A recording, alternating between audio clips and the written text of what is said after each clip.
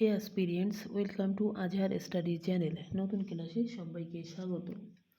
GK এর কিছু গুরুত্বপূর্ণ প্রশ্ন নিয়ে আলোচনা করব। ক্লাসটা প্রথম থেকে শেষ পর্যন্ত দেখতে থাকো। শুরু করছি আজকের ক্লাস। আগামী দিন ছিল তার দ্বিতীয় পর্ব। আজকে হবে ভূগোলের তৃতীয় পর্ব। 53 নম্বর আছে, হ্যালির ধূমকেতু সর্বশেষ কত সালে দেখা গিয়েছিল? সঠিক উত্তরটি হবে 1886 সালে। 54 নম্বর আছে, কত বছর পর হ্যালির ধূমকেতুর আবির্ভাব ঘটে? সঠিক উত্তরটি হবে 76 বছর পর। 55 নম্বরে আছে, ভারতের প্রথম সূর্যোদয় হয় কোন রাজ্যে? সঠিক উত্তরটি হবে অরুণাচল প্রদেশ। 56 নম্বরে আছে, ভারতের সবথেকে বড় প্রবাল দ্বীপ কোনটি? সঠিক উত্তরটি হবে লাক্ষাদ্বীপ। 57 নম্বরে আছে, পৃথিবীর দীর্ঘতম প্রবাল প্রাচীর কোনটি? সঠিক উত্তরটি হবে গ্রেট ব্যারিয়ার রিফ।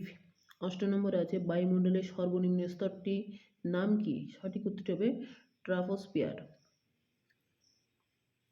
59 নম্বরে আছে, ভারতের প্রাচীনতম পর্বত এর নাম কি? সঠিক উত্তরটি হবে আরাবল্লী।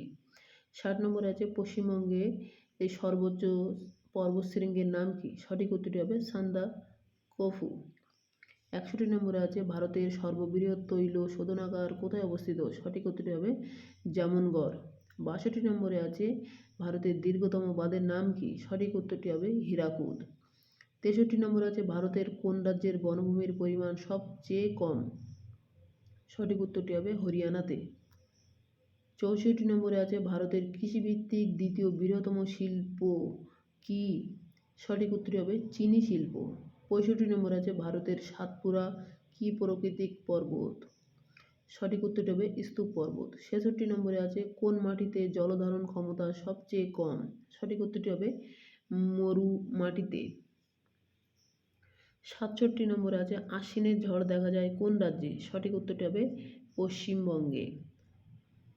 68 নম্বরে আছে, ভারতের কোন মৃত্তিকার পরিমাণ সর্বাধিক? সঠিক উত্তরটি হবে পলিমৃত্তিকা। 69 নম্বরে আছে, দক্ষিণ ভারতের সর্বোচ্চ শৃঙ্গের নাম কি? সঠিক উত্তরটি হবে আনাইমুদি।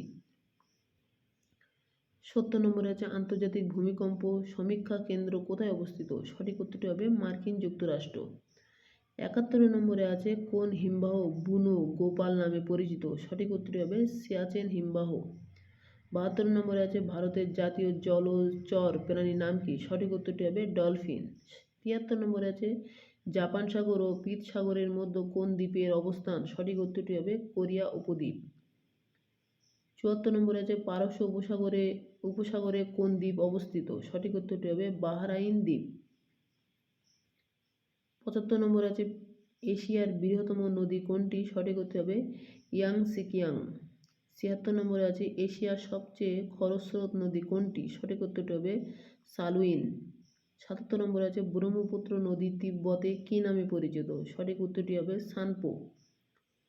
78 নম্বরে আছে, কোন কোন দেশের মধ্য দিয়ে সিন্ধু নদ প্রবাহিত হয়েছে? সঠিক উত্তরটি হবে ভারত ও পাকিস্তান। এই ছিল আজকের গুরুত্বপূর্ণ আলোচনা। দেখা হবে পরবর্তী ক্লাসে।